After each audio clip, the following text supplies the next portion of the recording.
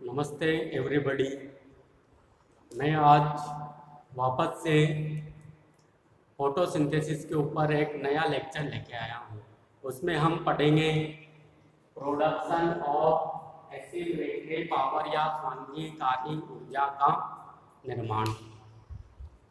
पिछले लेक्चर के अंतर्गत जो लेक्चर कोर्स पढ़ा था वहाँ पर हमने प्रकाश संश्लेषण की क्रिया विधि को स्टार्ट किया था और प्रकाश संश्लेषण की जो क्रिया विधि है उसमें हमने लाइट रिएक्शन को स्टडी कर रहे थे वहाँ पर। और लाइट रिएक्शन में भी बहुत सारी रिएक्शन संपन्न होती है, उसका हमने फर्स्ट पॉइंट स्टडी कर लिया था। फर्स्ट पॉइंट क्या था? Red drop, Emerson effect, Emerson enhancement effect और concept of two pigment system. और एमर्सन साइंटिस्ट था, इनके द्वारा जो क्वांटम फील्ड पर जितना भी जो एक्सपेरिमेंट किए गए थे उनको हमने स्टडी कर लिया था। आज हम लाइट रिएक्शन का सेकंड पॉइंट स्टडी करेंगे। उसमें हम क्या करेंगे? जो स्वांगीकारी ऊर्जा है उसका निर्माण करेंगे। अब जो ये स्वांगीकारी ऊर्जा है ये होती क्या है? तो जो NADPH2 है और ATP है, इन दोनों को ही क्या कहा जाता है? स्वांगीकारी ऊर्जा कहा जाता है या एसिमिलेटरी पावर कहा जाता है। और जो अर्नोन नामक साइंटिस्ट था, अर्नोन नामक साइंटिस्ट ने सर्वप्रथम NADPH2 और ATP को क्या कहा था? स्वांगीकारी ऊर्जा कहा था। अब NADPH2 का निर्माण कैसे होता है? NADP के अपचयन से क्या बनेगा? NADPH2 बनेगा। क्योंकि अगर ये क्या है? ऑक्सीकृत अवस्था में है। अगर इसको हम इलेक्ट्रॉन देंगे और साथ में क्या देंगे? हाइड्रोजन आयन देंगे, ये किसका निर्माण कर देगा? NADPH2 का निर्माण देगा। मतलब NADP के अपचयन से किसका निर्माण होता है? NADPH2 का निर्माण होता है। और अपचयन का मतलब क्या होता है? इलेक्ट्रॉन को जोड़ना और हाइड्रोजन आयन को जोड़ना, ही क्या कहलाता है? अपचयन कहलाता है। इसी प्रकार अगर हम ADP से इनऑर्गेनिक फॉस्फेट को जोड़ते हैं तो ये क्रिया क्या कहलाती है? फॉस्फोराइलेशन या फॉस्फोरिलीकरण। फॉस्फोराइलेशन। तो ADP से अगर इनऑर्गेनिक फॉस्फेट को जोड़ेंगे तो क्या बनेगा? ATP बनेगा, एडिनोसिन ट्राइफॉस्फेट। और इसे कहा जाता है फॉस्फोराइलेशन। अगर ये फॉस्फोराइलेशन की प्रक्रिया लाइट की उपस्थिति में हो रही है तो इसे कहते हैं हम फोटो फॉस्फोराइलेशन या प्रकाश फॉस्फोरिलीकरण। अगर ये प्रक्रिया ऑक्सीजन की उपस्थिति में हो रही है तो इसे कहा जाता है ऑक्सीडेटिव फोटोफॉस्फोराइलेशन। ऑक्सीडेटिव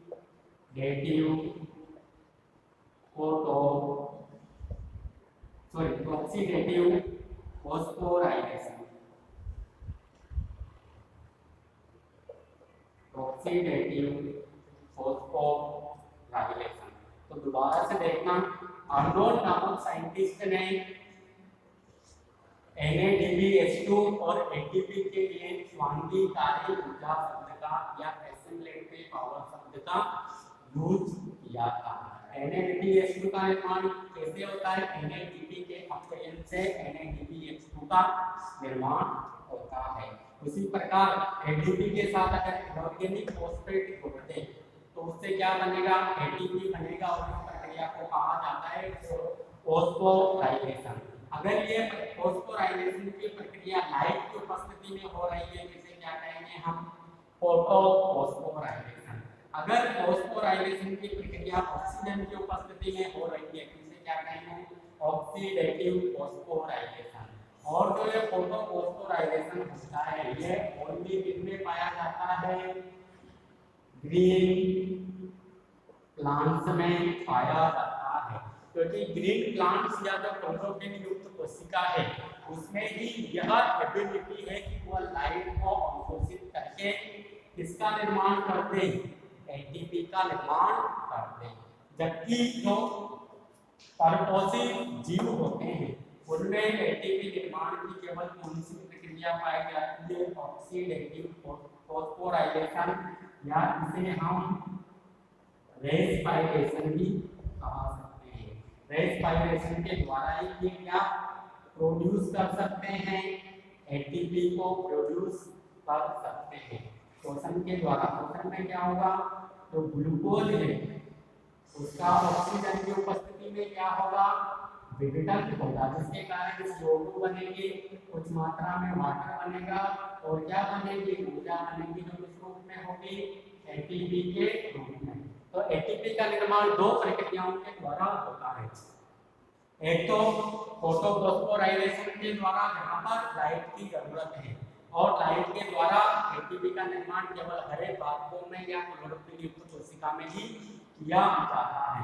तो पादपों में यही एडवांस करैक्टर है फोटोफॉस्फोराइलेशन का पाया जाना, केवल लाइट के द्वारा ही क्या बना सकते हैं, एटीपी बना सकते हैं। जबकि जो जंतु है उनमें ऑक्सीडेटिव फोटोफॉस्फोराइलेशन ही पाया जाता है, जहां पर वो ग्लूकोज का विघटन करके एटीपी का निर्माण करते हैं।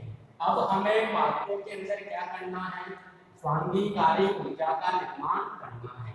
और जो स्वांगीकारी ऊर्जा बनाएंगे वह किसकी उपस्थिति में बनाएंगे, हम लाइट की उपस्थिति में। अब लाइट की उपस्थिति में हमें क्या बनाना है, NADPH2 और ATP बनाना है। तो एक तो क्या रिक्वायरमेंट है, लाइट की रिक्वायरमेंट है। लाइट की हेल्प से क्या करेंगे हम, इसमें जो ये लाइट रिएक्शन होती है, लाइट रिएक्शन दो प्रकार के जो फोटो सिस्टम है उनसे रिलेटेड होती है। एक तो फोटो सिस्टम फर्स्ट और फोटो सिस्टम सेकंड। जो फोटो सिस्टम फर्स्ट और फोटो सिस्टम सेकंड है ये कहाँ पर पाए जाएंगे, क्लोरोप्लास्ट के थाइलेकोइड मेम्ब्रेन में पिगमेंट समूह के रूप में यह उपस्थित होते हैं। फोटो सिस्टम फर्स्ट में अलग अलग प्रकार के पिगमेंट पाए जाएंगे, जिनमें एक मेन फोटोसिंथेटिक पिगमेंट होगा। ऐसे ही फोटो सिस्टम सेकंड में कुछ अनदर प्रकार के पिगमेंट होंगे, जिनमें भी एक मेन फोटोसिंथेटिक पिगमेंट होगा। और ये लाइट जब प्राप्त करेंगे तो लाइट को अवशोषित करके इनका जो मेन फोटोसिंथेटिक पिगमेंट है वह इलेक्ट्रॉन को उत्सर्जित कर देगा, और इस इलेक्ट्रॉन की ऊर्जा का उपयोग करते हुए हम क्या बनाएंगे, एटीपी तथा NADPH2 का निर्माण करेंगे। और ये इलेक्ट्रॉन क्या करेंगे, NADP के अपचयन में हेल्पफुल होंगे। तो हमें अगर इलेक्ट्रॉन को और H+ आयन को प्राप्त करना है तो किसकी जरूरत होगी, हमें H2O की जरूरत होगी या वाटर की जरूरत होगी। अब जो ये वाटर है इसका अपघटन करा के हम क्या करेंगे, H+ आयन प्राप्त करेंगे, साथ में इलेक्ट्रॉन प्राप्त करेंगे। परंतु इसका अपघटन कराने के लिए जिम्मेदार कौन है, तो जिम्मेदार माना जाता है प्रकाश। प्रकाश की उपस्थिति में क्या होगा, H2O का अपघटन होता है। दोबारा से देखना कैसे होगा इसका अपघटन।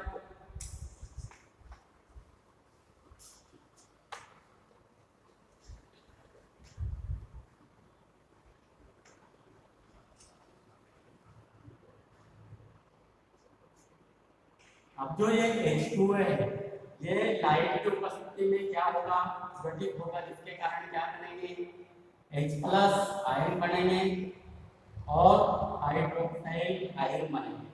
H+ आयन और हाइड्रोक्साइल आयन, H+ आयन क्या करेंगे, जो NADP है इसके साथ जुड़ जाएंगे और बहुत सारे OH- आयन जुड़कर आपस में क्या करेंगे, H2O2 का निर्माण करेंगे। जैसे अपन अगर यहाँ पर 4 वाटर मॉलिक्यूल लेते हैं, 4 H+ आयन बनेंगे, 4 OH- आयन बनेंगे। 4 H+ आयन में से 2 H+ आयन कहाँ पर चले जाएंगे, NADP के पास चले जाएंगे। और फिर इसका जब अपघटन होगा, क्योंकि ये अस्थायी पदार्थ है, हाइड्रोजन पेरोक्साइड, ये किस रूप में अपघटित हो जाएगा, एक तो वाटर में प्लस ऑक्सीजन के रूप में, और कुछ यहाँ पर इलेक्ट्रॉन भी बनेंगे, 4 इलेक्ट्रॉन के अनुसार, इसमें से 2 इलेक्ट्रॉन इसके पास चले जाएंगे, जिसके कारण यहाँ पर NADP का क्या हो जाएगा, रिडक्शन या चयन हो जाएगा। तो NADPH2 का निर्माण हो जाएगा, साथ में क्या रिलीज हो जाएगी, ऑक्सीजन रिलीज हो जाएगी। तो वाटर के फोटोलाइसिस करके हम क्या बना सकते हैं, स्वर्णिकाली ऊर्जा बना सकते हैं। और इस दौरान किसका चयन करेंगे, हम NADP का चयन करेंगे। और जब ये इलेक्ट्रॉन जो यहाँ से निष्कासित हुए हैं वाटर के अपघटन के फलस्वरूप, ये विभिन्न साइटोक्रोम से गुजरता हुआ कुछ मात्रा में एनर्जी को रिलीज करता है, जिसका उपयोग ADP को इनऑर्गेनिक फॉस्फेट से जोड़कर ATP में कन्वर्ट करने में किया जाता है। तो हमें अगर स्वर्णिकाली ऊर्जा का निर्माण करना है तो 3 स्टेप से गुजरना पड़ेगा। एक स्टेप तो कैसी होगी हमारी, NADP का अपचयन। सेकंड स्टेप होगी H2O का प्रकाश अपघटन, H2O का प्रकाश अपघटन। और थर्ड स्टेज होगी फोटोफॉस्फोराइलेशन,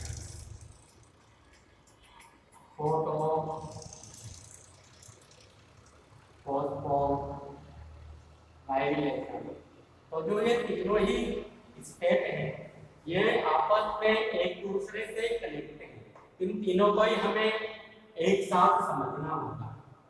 तो पहले हम देखते हैं NADP का अपचयन क्या होता है। NADP से इलेक्ट्रॉन और हाइड्रोजन जुड़ जाएगा, NADPH2 में कन्वर्ट हो जाता है और NADP का अपचयन हो जाता है। और अपचयन करने के लिए क्या चाहिए, हमें इलेक्ट्रॉन तथा H+ आयन चाहिए। वह कहाँ से प्राप्त होंगे, वह होंगे वाटर के फोटोलाइसिस से हम प्राप्त करेंगे। और जो ये इलेक्ट्रॉन है इनको NADP तक पहुंचाने का कार्य किसके द्वारा किया जाएगा, फोटोफॉस्फोराइलेशन की जो नॉन साइक्लिक फोटोफॉस्फोराइलेशन है, नॉन साइक्लिक फोटोफॉस्फोराइलेशन।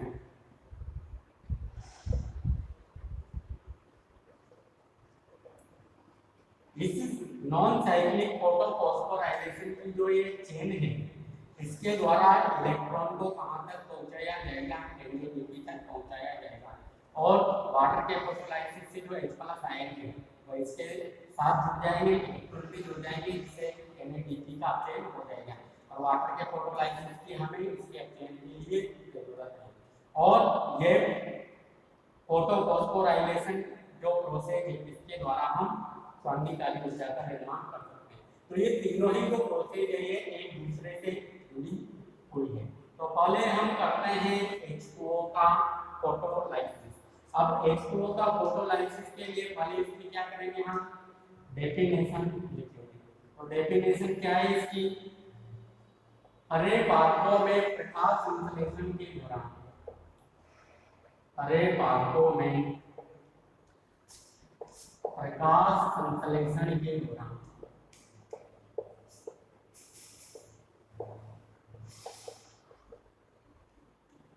क्लोरोप्लास्ट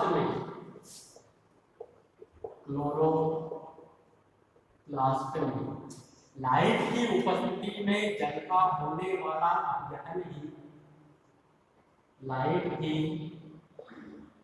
उपस्थिति में जल अणु का या H2 अणु का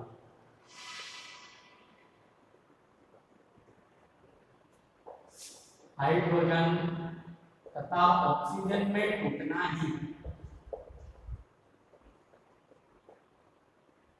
क्या कहलाता है, H2O का प्रकाश अपघटन कहलाता है।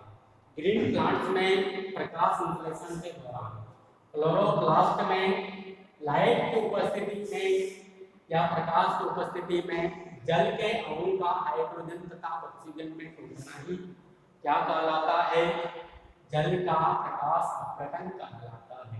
अब इसकी जरूरत क्यों पड़ी, अब इसकी जरूरत पड़ी है PS सेकंड, क्योंकि जो प्रकाश संश्लेषण की जो लाइट एमिशन होती है उसके दौरान जो फोटोफॉस्फोराइलेशन होता है उसमें एक नॉन साइक्लिक फोटोफॉस्फोराइलेशन होता है। नॉन साइक्लिक फोटोफॉस्फोराइलेशन में क्या होता है,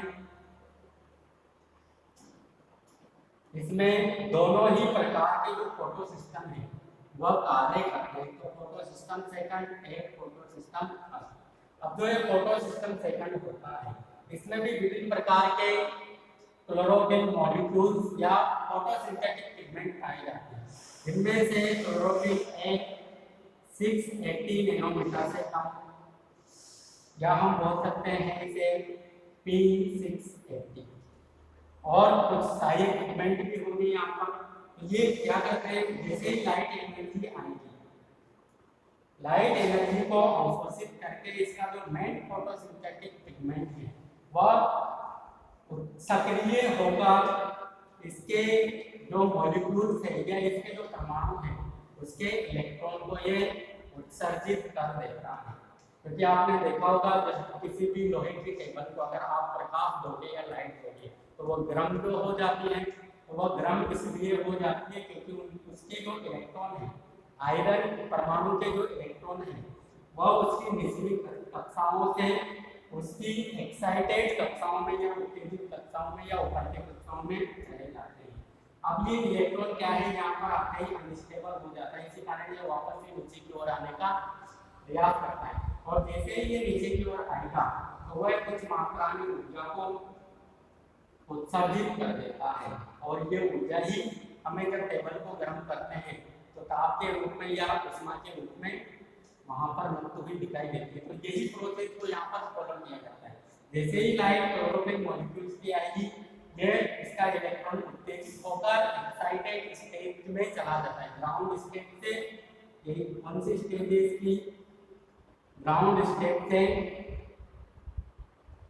एक्साइटेड स्टेज में चला जाता है, और यहाँ पर जाने के बाद ये विभिन्न इलेक्ट्रॉन घनत्वों से होते हुए, जैसे क्लोरोफिल 680 से गया है लियोफाइटिन के पास, लियोफाइटिन से प्लास्टोक्विनोन के पास, प्लास्टोक्विनोन से साइटोक्रोम B6 के पास, साइटोक्रोम B6 से साइटोक्रोम 8 के पास, साइटोक्रोम 8 से प्लास्टोसाइनिन के पास, प्लास्टोसाइनिन से फिर यहाँ पर ये जो दूसरा पिगमेंट सिस्टम या फोटो सिस्टम है उसके पास चला जाता है, और फोटो सिस्टम से वापस पैराडॉक्सिन के पास चला जाता है, फिर NADPH के पास NADP के पास चला जाता है, जहाँ पर ये उसे इलेक्ट्रॉन देने का कार्य करता है।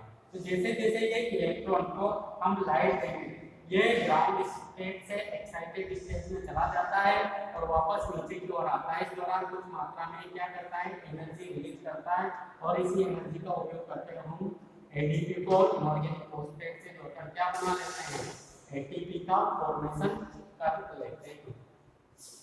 तो यहाँ पर क्या है, तो एक क्लोरोफिल 680 है, ये एक इलेक्ट्रॉन को जैसे ही उत्सर्जित करता है इसके पास एक इलेक्ट्रॉन की कमी हो जाती है और इसके ऊपर कैसा चार्ज आ जाता है, पॉजिटिव चार्ज, और जिसने इलेक्ट्रॉन ग्रहण किया है उसके ऊपर कौन सा चार्ज आ जाएगा, नेगेटिव चार्ज आ जाएगा।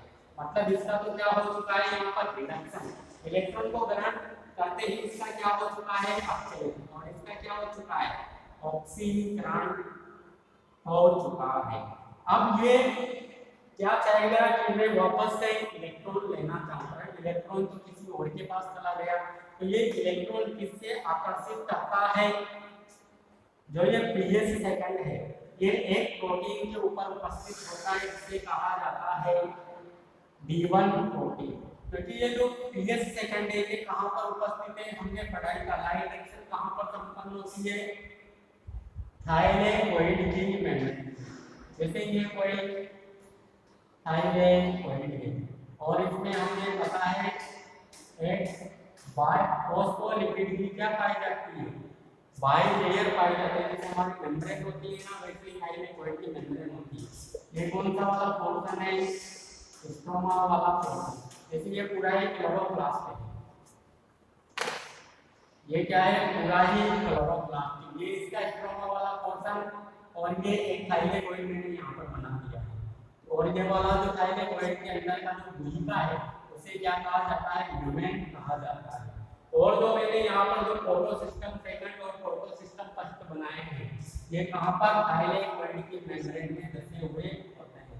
फोटोसिस्टम फर्स्ट और फोटोसिस्टम सेकंड में बहुत सारे पिगमेंट या जो फोटोसिंथेटिक पिगमेंट है वो यहाँ पर उपस्थित होते हैं। तो जो ये पीएच सेकंड होता है, ये एक प्रकार का प्रोटीन जिसका नाम है D1 प्रोटीन, उसके ऊपर या उसके ऊपर जुड़ा हुआ होता है। तो D1 प्रोटीन का निर्माण किसके द्वारा हुआ होगा, एमिनो एसिड के द्वारा हुआ होगा। तो जो पीएच सेकंड है वह D1 प्रोटीन का जो एमिनो एसिड होता है जिसका नाम है जेड एमिनो एसिड, या हम बोल सकते हैं टायरोसिन एमिनो एसिड, उससे इलेक्ट्रॉन को आकर्षित करने का कार्य करता है। अब टायरोसिन के पास इलेक्ट्रॉन की कमी हो जाती है, तो टायरोसिन क्या करता है, टायरोसिन क्या करेगा, टायरोसिन इस ऑक्सीजन इवॉल्विंग कॉम्प्लेक्स से ऑक्सीजन लेने का कार्य करता है। अब यह ऑक्सीजन इवॉल्विंग कॉम्प्लेक्स क्या है, तो इसको समझते हैं। तो मैंने जब आपको पिगमेंट सिस्टम या फोटो सिस्टम पढ़ा रहा था तो वहां पर बताया था मैंने एक manganese protein, Mn4 magnesium ion जो प्रोटीन के साथ जुड़े हुए जाते हैं, मैग्नीज प्रोटीन, यही क्या कहलाता है, oxygen evolving complex. Oxygen evolving complex. अब जो टायरोसिन अमीनो अम्ल है वह किससे इलेक्ट्रॉन आकर्षित करने का कार्य करता है, ऑक्सीजन इवॉल्विंग कॉम्प्लेक्स से इलेक्ट्रॉन को आकर्षित करने का कार्य करता है और इलेक्ट्रॉन को इससे खींच लेता है, जिसके कारण जो oxygen evolving complex H0 stage में होता है वह H1 स्टेज में चला जाता है, फिर वापस से इलेक्ट्रॉन लेगा, क्योंकि टायरोसिन, जैसे ही टायरोसिन ने ऑक्सीजन इवॉल्विंग कॉम्प्लेक्स से इलेक्ट्रॉन लिया, वह इलेक्ट्रॉन किसके द्वारा ग्रहण कर लिया जाएगा, वापस से फोटोसिस्टम सेकंड के द्वारा, इसके जो मेन फोटोसिंथेटिक पिगमेंट है उसके द्वारा ग्रहण कर लिया जाएगा, उससे फिर वहां पर चला जाएगा क्लोराइड के पास और विभिन्न चेन रिएक्शन में जाता हुआ NADP के पास वो चला जाता है। तो बार बार इलेक्ट्रॉन को खींचता रहता है और टायरोसिन अमीनो अम्ल किससे खींचता रहता है, ऑक्सीजन इवॉल्विंग कॉम्प्लेक्स से खींचता रहता है। जैसे इसने एक इलेक्ट्रॉन खींचा, ये H0 से H1 में चला जाएगा, दूसरा इलेक्ट्रॉन खींचने पर H1 से H2 में चला जाएगा, H2 से फिर एक इलेक्ट्रॉन और खींचने पर H3 में चला जाएगा और एक और खींचेगा इसमें चला जाएगा H4 स्टेज में चला जाएगा। और जो ऑक्सीजन इवॉल्विंग कॉम्प्लेक्स की जो H4 स्टेज होती है ये काफी ऑक्सीडाइज्ड स्टेज होती है। ऑक्सीडाइज्ड मतलब काफी ऑक्सीकारी अवस्था होती है। अब ये ज्यादा इलेक्ट्रॉन को नहीं दे सकता, केवल क्या करेगा, ये केवल इलेक्ट्रॉन को ग्रहण करने का कार्य करेगा या इलेक्ट्रॉन को लेने का कार्य करेगा, और कहीं से भी इलेक्ट्रॉन मिले पर मिलना चाहिए। तो ये ऑक्सीजन इवॉल्विंग कॉम्प्लेक्स क्या करता है, वाटर के ऊपर प्रेशर डालता है, जिसके कारण जो वाटर मॉलिक्यूल्स होते हैं वह H+ आयन में तथा हाइड्रोक्साइड आयन में कन्वर्ट हो जाता है। और साथ में ही यहाँ पर क्या बनेंगे, 4 H+ ion, 4 OH- ion. 4 H+ ion कहाँ पर चले जाएंगे, NADP H2 के पास या NADP के पास चले जाएंगे। और जो OH- आयन है ये आपस में मिलकर किसका निर्माण कर देते हैं, H2O2 का 2H2O2 बना देंगे। अगर 4 का अगर हम विखंडन करेंगे तो 4 H+ आयन मुक्त हो जाएंगे और 4 OH- आयन ये 2H2O2 बना देंगे। और ये अस्थायी होने के कारण, विघटित होने के कारण क्या हो जाएगा, 2 तो जल के अणु बन जाएंगे, 4 इलेक्ट्रॉन इससे मुक्त हो जाएंगे और एक ऑक्सीजन जो मॉलिक्यूल है वो यहाँ से मुक्त हो जाएगा। तो ऑक्सीजन मुक्त होने के कारण वाटर का जब अपघटन किया गया ऑक्सीजन इवॉल्विंग कॉम्प्लेक्स के द्वारा, तो यहाँ पर क्या हुई, ऑक्सीजन इवॉल्व हुई या ऑक्सीजन का विकास हुआ, इसी कारण से ऑक्सीजन इवॉल्विंग कॉम्प्लेक्स कहा जाता है। तो ये जरूरत किसको थी, ऑक्सीजन इवॉल्विंग कॉम्प्लेक्स को वाटर का अपघटन करने की, जबकि प्रकाश तो इसमें इनडायरेक्टली रूप से पार्टिसिपेट करता है। हम तो क्या पढ़ते हैं, वाटर का प्रकाश अपघटन। प्रकाश अपघटन, यहाँ पर प्रकाश इनडायरेक्टली रूप से पार्टिसिपेट कर रहा है, क्योंकि प्रकाश का तो क्या काम है, केवल pH सेकंड से या इसका pH सेकंड का तो मेन फोटोसिंथेटिक जो पिगमेंट है, जैसे क्लोरोफिल A680, इससे इलेक्ट्रॉन को निकालना है। इससे इलेक्ट्रॉन को निकालने के लिए किसमें चला जाएगा, काफी ऑक्सीडाइज स्टेट में चला जाएगा, जिसके कारण ये इलेक्ट्रॉन किससे ग्रहण करेगा, D1 प्रोटीन के जेड एमिनो अम्ल से या टायरोसिन अमीनो से। टायरोसिन अमीनो अम्ल किससे, ऑक्सीजन इवॉल्विंग कॉम्प्लेक्स से। और ऑक्सीजन इवॉल्विंग कॉम्प्लेक्स कहां से ग्रहण करेगा, तो ये क्या कराएगा, वाटर का अपघटन कराएगा, और वाटर का अपघटन करके क्या प्राप्त करेगा, उससे इलेक्ट्रॉन प्राप्त करेगा। तो और वाटर का अपघटन कराते ही ये क्या कर लेगा, 4 इलेक्ट्रॉन प्राप्त करते ही वापस से S4 स्टेज से किसमें आ जाएगा, S0 स्टेज में आ जाएगा। तो ये पूरी साइकिल इस प्रकार चलती है। और यहाँ पर प्रकाश इनडायरेक्टली रूप से पार्टिसिपेट करता है, क्योंकि प्रकाश तो क्या करता है, क्लोरोफिल A680 से इलेक्ट्रॉन को उत्सर्जित करवाने का कार्य करता है, परंतु वाटर का अपघटन के लिए कौन जिम्मेदार है, ऑक्सीजन इवॉल्विंग कॉम्प्लेक्स जिम्मेदार है। तो ये था प्रकाश का वाटर का प्रकाश अपघटन। अब यहाँ पर हमने देखा प्रकाश संश्लेषण में NADP के अपचयन के लिए और ऑक्सीजन को मुक्त करने के लिए केवल कौन जिम्मेदार है, वाटर ही जिम्मेदार है। ये वाटर के लिए हम H+ आयन को यहाँ पर लेंगे और वाटर से इलेक्ट्रॉन को यहाँ पर लेंगे, तो NADP का क्या हो जाएगा, अपचयन हो जाएगा, और साथ में ही क्या मुक्त हो जाएगी, ऑक्सीजन भी मुक्त हो जाएगी। तो प्रकाश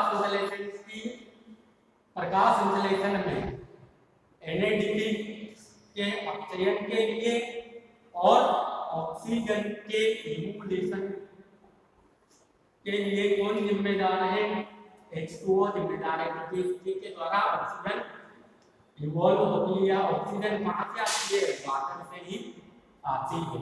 इसके बाद हम देखेंगे, अब वाटर का अपघटन भी करा लिया, इलेक्ट्रॉन को भी हमने रिलीज करवा दिया, H+ आयन को भी हमने प्राप्त कर लिया और ऑक्सीजन को भी इवॉल्व कर दिया। अब इसके बाद देखेंगे हम NADPH2 का और ATP का निर्माण किस प्रकार होता है। तो इनका निर्माण करने के लिए हमें फॉस्फोराइलेशन पढ़ना होगा, और वो फॉस्फोराइलेशन किसकी उपस्थिति में करवाएंगे हम, प्रकाश की उपस्थिति में। तो जो सेकंड पॉइंट होगा वो क्या होगा, फोटोफॉस्फोराइलेशन। फोटोफॉस्फोराइलेशन का मतलब क्या है, प्रकाश की उपस्थिति में एटीपी का निर्माण करना, और ये केवल किसमें संभव है, ग्रीक कारकों में ही संभव है। अब जो ये फोटोफॉस्फोराइलेशन होता है, इसमें भी क्या करते हैं हम, इलेक्ट्रॉन का क्या करते हैं, एक इलेक्ट्रॉन ग्राही से दूसरे इलेक्ट्रॉन ग्राही के ऊपर बैठते हैं, जिसके कारण थोड़ी बहुत मात्रा में ऊर्जा रिलीज करता है, और उस ऊर्जा का उपयोग करते हुए क्या बनाएंगे हम, एटीपी बनाएंगे। तो इलेक्ट्रॉन के परिवहन के लिए भी इसमें 2 साइकिल होती है, एक तो नॉन साइक्लिक फोटोफॉस्फोराइलेशन, एक साइक्लिक फोटोफॉस्फोराइलेशन। तो फर्स्ट है हमारा साइक्लिक फोटोफॉस्फोराइलेशन और सेकंड है नॉन साइक्लिक फोटोफॉस्फोराइलेशन।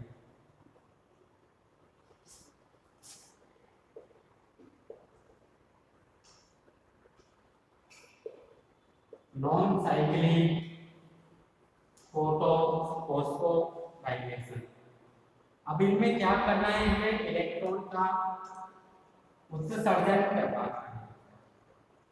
अब जो नॉन साइक्लिक फोटोफॉस्फोराइलेशन होता है, इसमें केवल जो फोटो सिस्टम फर्स्ट या पिगमेंट सिस्टम फर्स्ट वही भाग लेता है, जबकि जो नॉन साइक्लिक फोटोफॉस्फोराइलेशन होगा इसमें पिगमेंट सिस्टम फर्स्ट और पिगमेंट सिस्टम सेकंड दोनों ही भाग लेंगे, मतलब दोनों ही एक साथ काम करेंगे, जबकि इसमें कौन काम करेगा, केवल फोटो सिस्टम फर्स्ट ही काम करेगा।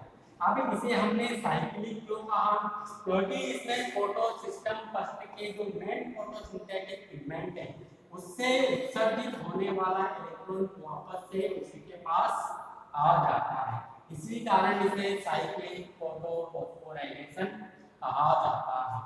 जबकि जो नॉन साइक्लिक फोटोफॉस्फोराइलेशन होता है इसमें पिगमेंट सिस्टम सेकंड से इसका जो मेन फोटोसिंथेटिक पिगमेंट होता है क्लोरोफिल निकलने वाला जो इलेक्ट्रॉन होता है वह वापस इसके पास नहीं आता और कहां पर चला जाता है, किसी अन्य इलेक्ट्रोग्राही के पास चला जाता है और फाइनली कहां पर चला जाएगा, NADP के पास चला जाएगा, मतलब वापस लौट के नहीं आता है, इसी कारण इसे कहा जाता है नॉन साइक्लिक फोटोफॉस्फोराइलेशन कहा जाता है।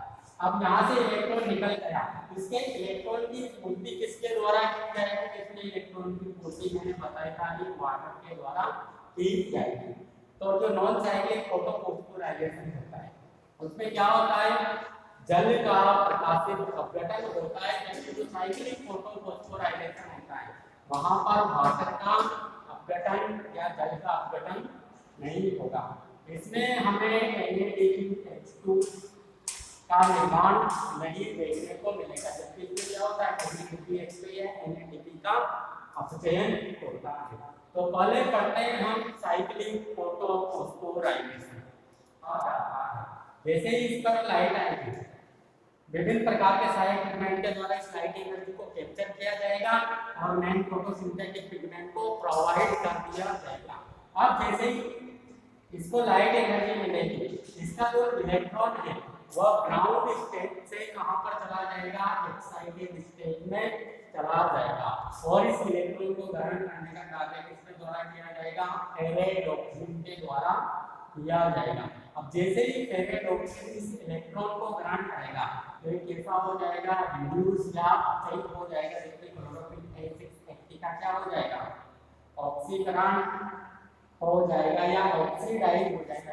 इलेक्ट्रॉन का निकलना क्या होता है, ऑक्सीकरण, और इलेक्ट्रॉन का जुड़ना क्या होता है, अपचयन। तो फेरेडोक्सिन यहाँ पर रिड्यूस हो जाएगा। फेरेडोक्सिन से जो ये इलेक्ट्रॉन है ये जाता है साइटोक्रोम B6 के पास। तो यहाँ से फेरेडोक्सिन से जैसे इलेक्ट्रॉन इसके पास आएगा साइटोक्रोम क्या हो जाएगा, रिड्यूस हो जाएगा, इसके ऊपर नेगेटिव चार्ज आ जाएगा और इसके ऊपर पॉजिटिव चार्ज आ जाएगा, क्योंकि ये ऑक्सीकृत हो जाएगा। फिर साइटोक्रोम B6 से कहां पर जाएगा, साइटोक्रोम F के पास आ जाता है। फिर साइटोक्रोम F से कहां पर जाएगा, प्लास्टोसाइलिन के पास आ जाता है, इसके कारण ये रिड्यूस हो जाता है और प्लास्टोसाइलिन से भिन्नता हुआ इलेक्ट्रॉन वापस कहां पर आ जाता है, P680 के पास चला जाता है। तो इलेक्ट्रॉन जहां से चला था वहीं पर आकर वहीं पर वह वापस आ चुका है, इसे कहा जाता है साइक्लिक प्रोसेस। और फोटोफॉस्फोराइलेशन क्यों कहा जाता है, क्योंकि जो ये इलेक्ट्रॉन का जो अभिगमन पथ है इस दौरान इलेक्ट्रॉन जब इसकी एक्साइटेड स्टेट से ग्राउंड स्टेट में आता है तो यहाँ पर जो साइटोक्रोम B6 है और साइटोक्रोम F है इसके बीच में कुछ मात्रा में ऊर्जा को ये मुक्त कर देता है और उस ऊर्जा का उपयोग करते हुए हम NADP को इनऑर्गेनिक फॉस्फेट से जोड़कर क्या बना लेते हैं, ATP बना लेते हैं। इसी कारण इसमें क्या कहा जाता है, फोटोफॉस्फोराइलेशन कहा जाता है, क्योंकि एनर्जी कहाँ से मिली है, हमें लाइट से मिली है। लाइट एनर्जी को किसमें कन्वर्ट किया है, हमने पहले इलेक्ट्रॉन की एनर्जी में, इलेक्ट्रिकल एनर्जी में कन्वर्ट किया है और इस इलेक्ट्रिक एनर्जी का उपयोग करते हुए हमने क्या बनाया है, ATP या केमिकल एनर्जी बनाई है। तो प्रकाश संश्लेषण में लाइट एनर्जी को इलेक्ट्रिक एनर्जी में कन्वर्ट किया जाता है, फिर इलेक्ट्रिक एनर्जी को केमिकल या रासायनिक ऊर्जा में कन्वर्ट किया जाता है। ये कई साइक्लिक फोटोफॉस्फोराइलेशन। अब जो कुछ साइंटिस्ट थे उसके अनुसार उसके अनुसार क्या बताया जाता है कि क्लोरोफिल A680 से निकला हुआ जो इलेक्ट्रॉन है वह कहां पर जाएगा, फेरेडोक्सिन के पास जाएगा, परंतु फेरेडोक्सिन से ये साइटोक्रोम B6 के पास न जाकर कहां पर चला जाता है, प्लास्टोक्विनोन के पास चला जाता है। और प्लास्टोक्विनोन से कहां पर जाएगा, ये साइटोक्रोम 8 के पास जाएगा और प्लास्टोसाइनिन से होता हुआ फोटोसिस्टम फर्स्ट के पास चला जाता है। तो ये थी साइक्लिक फोटोफॉस्फोराइलेशन। इसके बाद पढ़ेंगे हम नॉन साइक्लिक फोटोफॉस्फोराइलेशन या ZSP, नॉन साइक्लिक फोटोफॉस्फोराइलेशन। अब इसमें क्या बताया मैंने, इलेक्ट्रॉन जहां से निकला था वह उस जगह वापस नहीं आएगा, उस जगह के इलेक्ट्रॉन की कमी की पूर्ति कौन करेगा, वाटर के मॉलिक्यूल करेंगे। और इसमें कौन कौन से पिगमेंट सिस्टम या फोटो सिस्टम पार्टिसिपेट करते हैं, तो दोनों ही फोटो सिस्टम पार्टिसिपेट करते हैं, एक तो फोटो सिस्टम फर्स्ट और फोटो सिस्टम सेकंड। तो देखना इसमें क्या होता है, जो फोटो सिस्टम सेकंड होगा इसका मेन फोटोसिंथेटिक जो पिगमेंट है वह कौन है,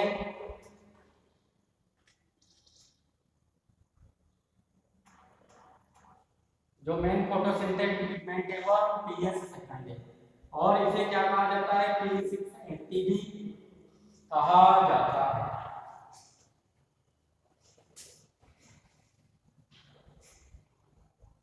अब जैसे ही लाइट एनर्जी आएगी तो फोटो सिस्टम सेकंड उस लाइट को कैप्चर करके क्या रिलीज करेगा, इलेक्ट्रॉन रिलीज करेगा। ऐसे ही यहाँ पर कोई फोटो सिस्टम फर्स्ट होगा और उसका जो मेन फोटोसिंथेटिक पिगमेंट होगा वो कैसा होगा, P700 रहेगा। और लाइट एक समय पर आएगी दोनों ही फोटो सिस्टम के ऊपर, यहाँ से भी क्या करेगा, ये इलेक्ट्रॉन को उत्सर्जित करेगा। अब ये इलेक्ट्रॉन कहाँ पर जाएगा, पियोकाइटिन के पास जाएगा, पियोकाइटिन से यहाँ पर किसके पास जाएगा, प्लास्टोक्विनोन के पास जाएगा, प्लास्टोक्विनोन से कहाँ पर जाएगा, ये साइटोक्रोम B6 के पास जाएगा, साइटोक्रोम 8 के पास जाएगा और साइटोक्रोम 8 से कहाँ पर जाएगा, प्लास्टोसाइनिन के पास जाएगा और प्लास्टोसाइनिन से कहाँ पर चला जाता है, ये फोटो सिस्टम फर्स्ट के पास चला जाता है।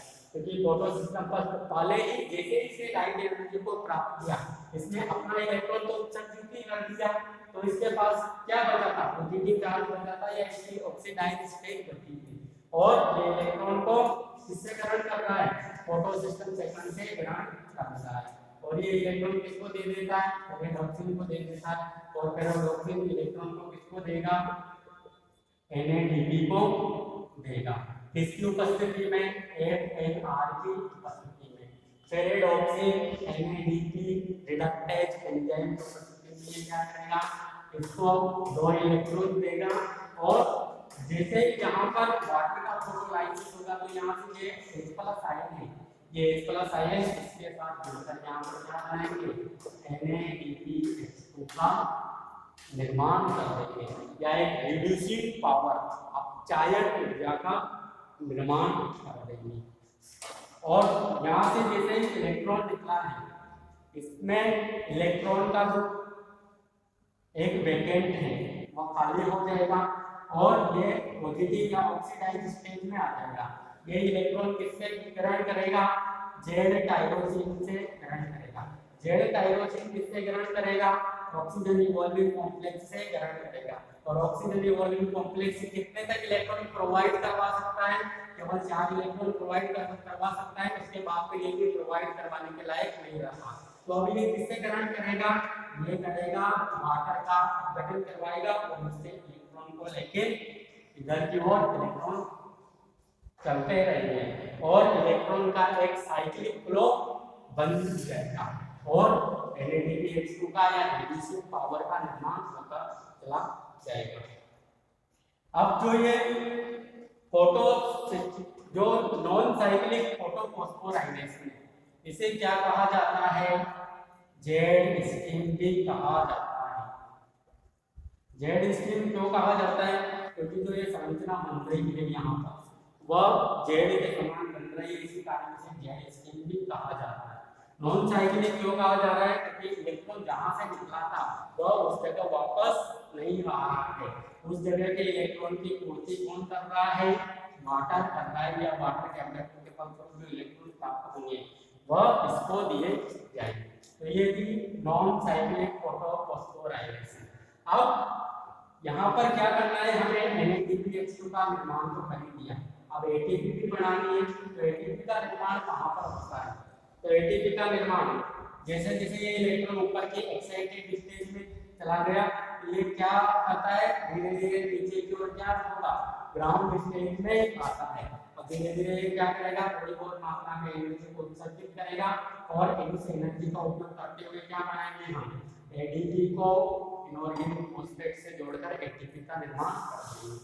तो जो ADP से जो इनऑर्गेनिक फॉस्फेट जुड़ेगा वो किसके मध्य जुड़ेगा? साइटोक्रोम B6 से साइटोक्रोम F के मध्य जुड़ेगा। ऐसे ही जो साइक्लिक फोटोफॉस्फोराइलेशन थी वहां पर ATP का निर्माण पेरेड ऑक्सीजन से, जब यह साइटोक्रोम B6 के पास जाता है तो वहां पर एक ATP तो वहां पर बनेगा, और साइटोक्रोम B6 से साइटोक्रोम F के पास जाता है तो एक ATP वहां पर देखने को मिलेगा। और अगर हम इनकी जो स्वांगीकारी ऊर्जा है इसके निर्माण की बात करें, भाई कितनी मात्रा में निर्माण हो रहा है? अगर हम दो जल के अणुओं का अपघटन कराएं तो कितने NADPH2 बनेंगे, कितने ATP बनेंगे? तो मैं बता देता हूं आपको। अगर हम दो जल के अणुओं का फोटोलाइसिस करवाएंगे, 2H2O को तोड़ेंगे तो क्या मिलेंगे? इससे हमें 4 तो इलेक्ट्रॉन मिलेंगे और 4 ही H+ आयन मिलेंगे। तो 4 H+ आयन से 4 H+ आयन और 4 जो इलेक्ट्रॉन है इससे क्या बनेगा? 2 NADPH2 बनेगा, और 2 NADPH2 के साथ ATP कितने बनेंगे?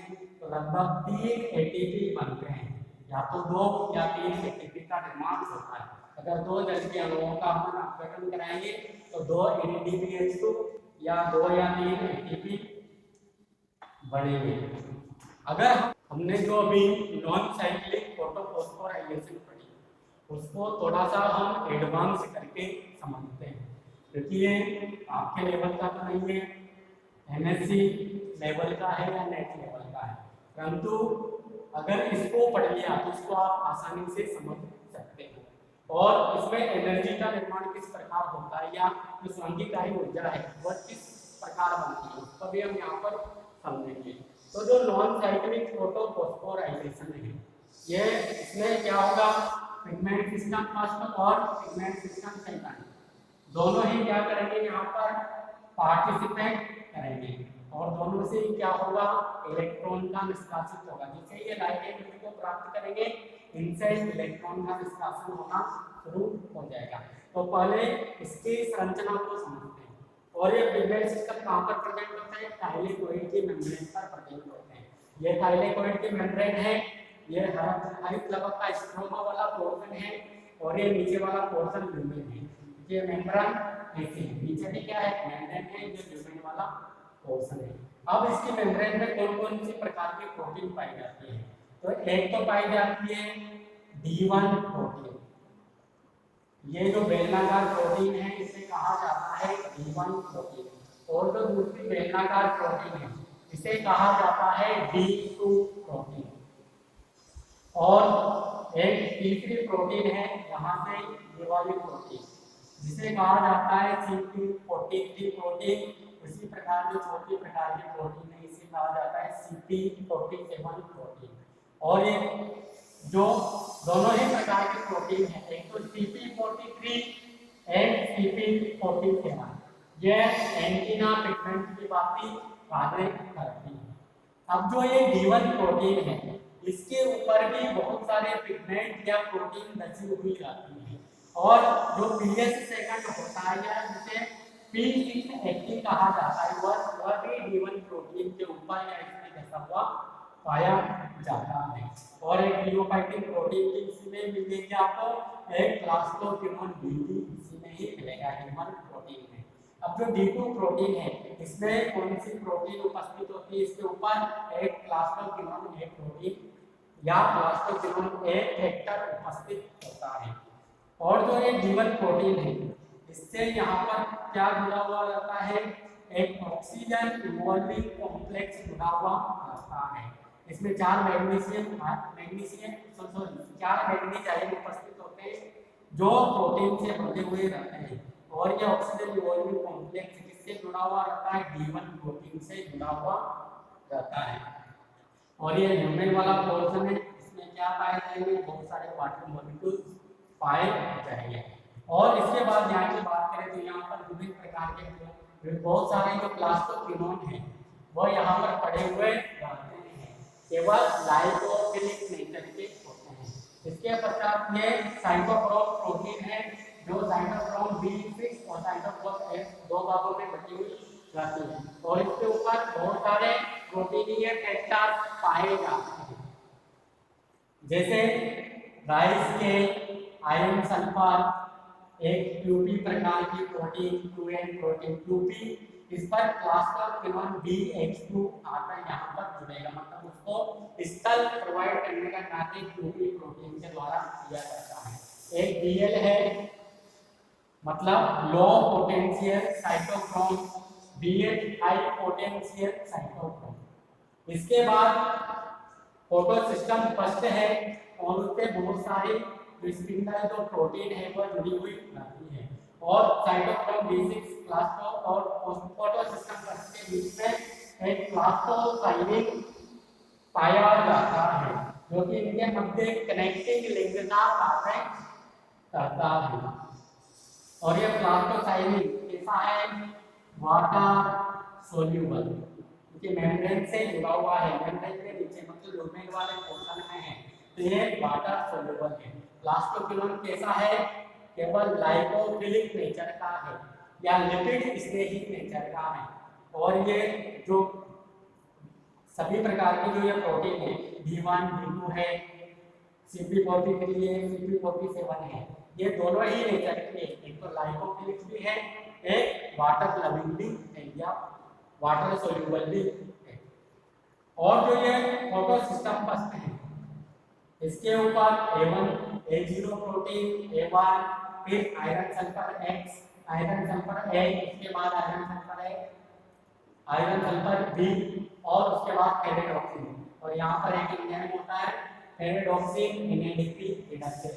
और यहाँ पर H0 H1 जो कि ATP सिंथेसिस का कार्य करते हैं। तो हम देखते हैं कि इसमें इलेक्ट्रॉन का ट्रांसपोर्टेशन या इलेक्ट्रॉन का स्थानांतरण, इलेक्ट्रॉन का परिवहन कैसे होता है, वो भी नॉन साइक्लिक मैनर में। तो देखना, जैसे ही लाइट आएगी, लाइट पूरे ही किस पर आएगी, पूरे ही क्लोरोप्लास्ट के ऊपर आएगी। क्लोरोप्लास्ट के स्ट्रोमा को भेजते हुए कहां पर आ जाएगी, और थाइलेकोइड की मेम्ब्रेन पर आ जाएगी। और थाइलेकोइड की मेम्ब्रेन में क्या उपस्थित है, दोनों ही प्रकार के फोटो सिस्टम उपस्थित है, एक तो पिगमेंट सिस्टम सेकंड और पिगमेंट सिस्टम फर्स्ट। तो दोनों पर ही जैसे ही लाइट आएगी, दोनों से क्या होगा, इलेक्ट्रॉन का निष्कासन होगा। इससे इलेक्ट्रॉन निष्कासित होते हैं, किसके पास जाएगा, पीओफाइटिन के पास चला जाता है। पीओफाइटिन से इलेक्ट्रॉन किसके पास जाता है, प्लास्टोक्विनोन ए के पास जाता है। जैसे ही इसे इलेक्ट्रॉन निष्कासित होगा, इसके ऊपर कौन सा चार्ज आ जाएगा, प्लस चार्ज, इसके ऊपर कौन सा चार्ज आ जाएगा, नेगेटिव चार्ज या माइनस चार्ज। अब पीओफाइटिन से जैसे ही इसके ऊपर जाएगा तो ये तो हो जाएगा वापस से प्लस, और ये हो जाएगा नेगेटिव चार्ज। प्लास्टोक्विनोन ए इलेक्ट्रॉन का स्थानांतरण किसको कर देता है, प्लास्टोक्विनोन बी को कर देता है, और इसके ऊपर नेगेटिव चार्ज आ जाता है। अब जैसे ही नेगेटिव चार्ज आता है, ये सेमी प्लास्टोक्विनोन में चेंज हो जाता है। सेमी प्लास्टोक्विनोन, जो ये प्लास्टोक्विनोन है ये 3 अवस्थाओं में पाया जाता है, एक तो PQ, एक PQ- और एक PQ2-। जो प्लास्टोक्विनोन होता है ये क्या है, फुली ऑक्सीडाइज्ड स्टेट में,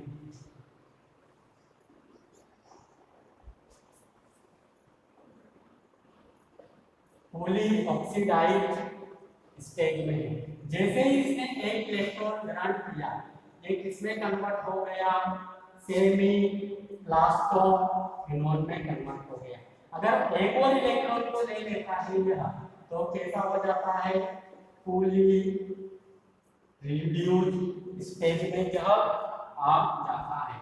तो ज्यादा से ज्यादा ये केवल 2 इलेक्ट्रॉन को एक्सेप्ट कर सकता है, कौन, प्लास्टोक्विनोन बी, और प्लास्टोक्विनोन ए तो केवल एक ही इलेक्ट्रॉन को एक्सेप्ट कर सकता है।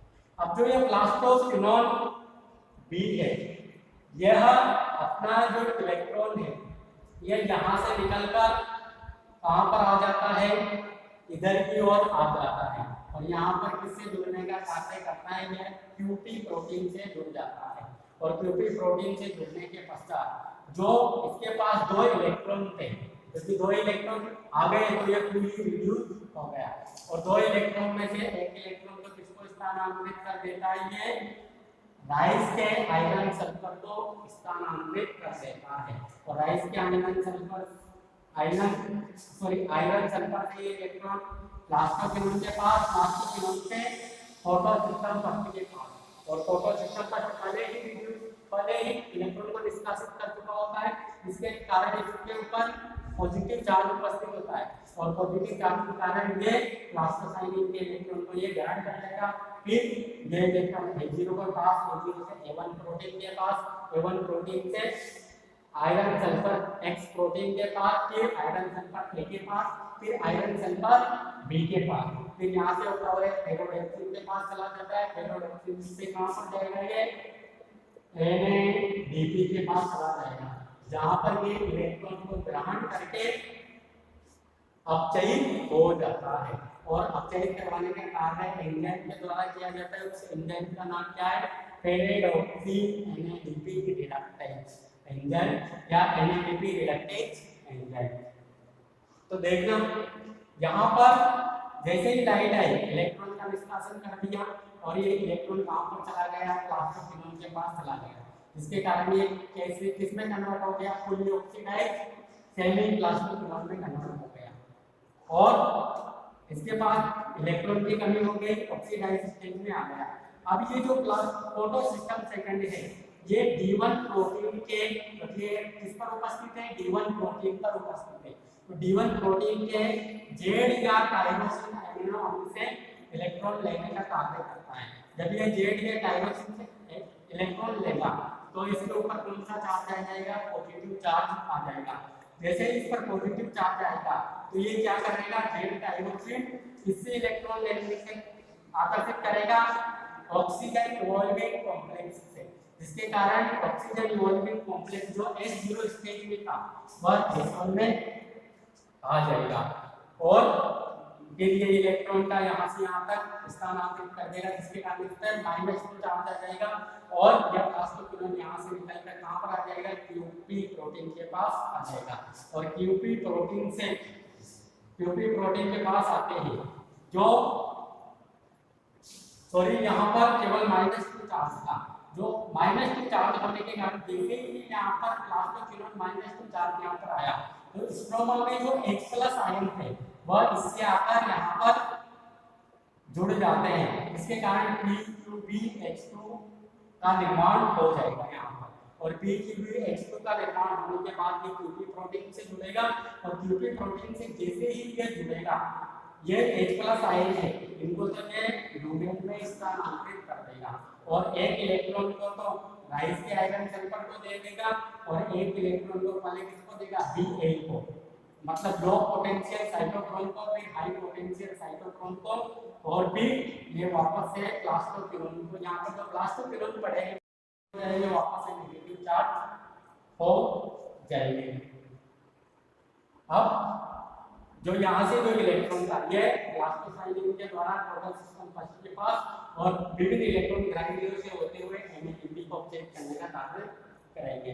अब जैसे ही यहाँ पर जो प्लास्टोक्विनोन के पास आए इलेक्ट्रॉन ये नेगेटिव हो गया, फिर वापस से कोई दूसरा P2B -2 आएगा, वो एक इलेक्ट्रॉन को इधर देगा, एक इलेक्ट्रॉन को इधर देगा, जिसके कारण ये वापस से -2 हो जाएगा। और ये -2 होते ही किसको आकर्षित करेगा, यहाँ से H+ को आकर्षित करने का कार्य करेगा। इसके कारण ये किस में कन्वर्ट हो जाएगा, P2B H2 में, और P2B H2 वापस से एक इलेक्ट्रॉन तो इसे देगा, एक इलेक्ट्रॉन ऊपर की ओर भेजेगा और वो H+ आयन को नीचे की ओर भेजेगा। मतलब अगर एक इलेक्ट्रॉन का हम फोटो सिस्टम फर्स्ट को देंगे तो 2 H+ आयन स्ट्रोमा से कहां पर आ जाएंगे, लुमेन के अंदर आ जाएंगे। तो अगर हम दो जलीय अणुओं का यहां पर फोटोलाइसिस करें तो 4 इलेक्ट्रॉन निकलेंगे, और 4 इलेक्ट्रॉन जब फोटो सिस्टम फर्स्ट से Nd+ को एक्सेप्ट होंगे तो उस दौरान क्या होंगे, 8 H+ आयन स्ट्रोमा से लुमेन में आ जाएंगे, और 4 H+ आयन जो जल का अपघटन हुआ था वहां से आएंगे, क्योंकि जल के अपघटन कहां पर हुआ, लुमेन वाले पोर्शन में। तो टोटल कितने हो जाएंगे, 12 H+ आयन हो जाएंगे, और 4 इलेक्ट्रॉन 2 NADP का क्या कर देंगे, यहाँ पर अपचयन कर देंगे। और जैसे ही जो 12 H+ आयन है ये धीरे धीरे कहां पर जाएंगे, जो F0 F1 चैनल था यहाँ पर ये जाएंगे, और अगर 3 या 4 H+ आयन इस चैनल को क्रॉस करते हैं तो यहाँ पर एटीपी सिंथेटेज एंजाइम एक्टिव हो जाता है, और वह एटीपी से इनऑर्गेनिक फॉस्फेट को जोड़कर इसका निर्माण कर देता है, एटीपी का निर्माण कर देता है। तो हमारे पास कितनी H+ आयन है, 12 H+ आयन है। अगर 4 से एक एटीपी का निर्माण हो रहा है तो 12 से कितने का निर्माण होगा, 3 एटीपी का निर्माण होगा। तो 2 NADP H2 तो यहाँ पर बन जाएंगे, 3 ATP यहाँ पर बन जाएंगे। तो मतलब जो नॉन साइक्लिक प्रोटोफॉस्फोराइलेशन होता है, अगर उसमें हम 2 जलीय अणुओं का फोटोलाइसिस या 2 जलीय अणुओं का विघटन करें तो कितनी मात्रा में एनर्जी बनेगी, 2 तो NADPH2 बनेंगे और 3 ATP का निर्माण हो जाएगा। तो ये भी नॉन साइक्लिक प्रोटोफॉस्फोराइलेशन का काफी एडवांस रूप, और इसके द्वारा हम रसोपरिणय सिद्धांत की भी व्याख्या कर सकते हैं, क्योंकि जो रसोपरिणय सिद्धांत होता है या कीमोऑस्मोटिक थ्योरी होता है, उसमें एक ग्रेडियंट का निर्माण होता है जिसे प्रोटॉन प्रवणता भी कहते हैं, क्योंकि स्ट्रोमा वाले पोर्शन में प्रोटॉन कम से कम मात्रा में और लुमेन वाले में प्रोटॉन ज्यादा मात्रा में हो जाते हैं, जिसके कारण प्रोटॉन का एक ग्रेडियंट डेवलप होता है, और साथ ही क्या हो रहा है, इलेक्ट्रॉन का प्रवाह भी हो रहा है। इसके कारण इलेक्ट्रॉन प्रोटॉन मोटिव फोर्स का निर्माण होता है, जो कि एटीपी सिंथेटेज एंजाइम को एक्टिव कर देता है, और उसके द्वारा वो क्या करवाएगा, एटीपी का निर्माण करवाएगा। तो ये था नॉन साइक्लिक प्रोटोफॉस्फोराइलेशन, और इसकी विभिन्न स्टेप को हमने समझा, और इसमें एनर्जी कितनी बन रही है वह भी हमने यहाँ पर स्टडी की है। अब आपको पता होगा यहाँ पर हमने जैसे P2B H2 था, इससे एक इलेक्ट्रॉन तो इधर निकाल दिया, एक इलेक्ट्रॉन जो ऊपर की ओर गया, पहले Bi के पास, फिर बाद में BH के पास, फिर वापस से PQ प्लास्टोक्विनोन के पास। तो जो ये साइकिल चल रही है, PQ फिर -2 में कन्वर्ट होता जाएगा, फिर ये वापस QP के पास आएगा, फिर एक इलेक्ट्रॉन को एक नीचे, एक इलेक्ट्रॉन को ऊपर भेजेगा। तो जो ये साइकिल चल रही है यहाँ पर, ये कौन सी साइकिल है, ये है Q साइकिल। और हमने पहले फोटो सिस्टम फर्स्ट की बात की थी, फोटो सिस्टम फर्स्ट में इलेक्ट्रॉन को कहां पर भेजा था, फेरोडॉक्सिन को पास भेजा था, फिर फेरोडॉक्सिन से साइटोक्रोम B6 के पास, साइटोक्रोम B6 से साइटोक्रोम F के पास, और साइटोक्रोम F से प्लास्टोसाइलिन के पास भेजा था। तो ये होगी ना साइक्लिक प्रोटोफॉस्फोराइलेशन, जिसमें NADPH2 को हमने हटा दिया था, उसका निर्माण हमें नहीं करना था। क्योंकि नॉन साइक्लिक प्रोटोफॉस्फोराइलेशन में ATP और NADPH2 दोनों का ही निर्माण होता है। अगर मान लिया जाए यहाँ पर जैसे हमने एक इलेक्ट्रॉन नीचे की ओर लाए, अगर दोनों को ही नीचे की ओर ले आते तो क्या होता, तो कम मात्रा में एटीपी बनती, क्योंकि अगर दोनों ही इलेक्ट्रॉन आते हैं, क्योंकि अगर एक इलेक्ट्रॉन यहाँ से घूमकर इधर की ओर आता है तो वो 2 H+ आयनों को स्ट्रोमा से लुमेन की ओर ले आता है।